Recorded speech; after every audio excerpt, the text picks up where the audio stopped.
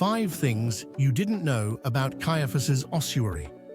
Discovered in 1990, Caiaphas Ossuary was found in a burial cave in Jerusalem.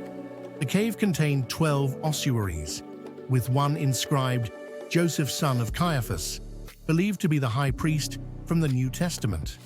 Caiaphas is famous for being the Jewish high priest who played a key role in the trial of Jesus. He's mentioned in the New Testament as advocating for Jesus' crucifixion to maintain peace with the Romans.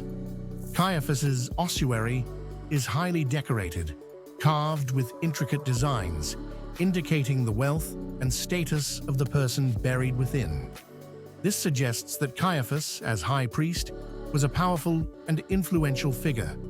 The ossuary contained the bones of a 60-year-old man, believed to be Caiaphas, along with the bones of other family members. This has led many to believe that this discovery is a direct link to the historical figure.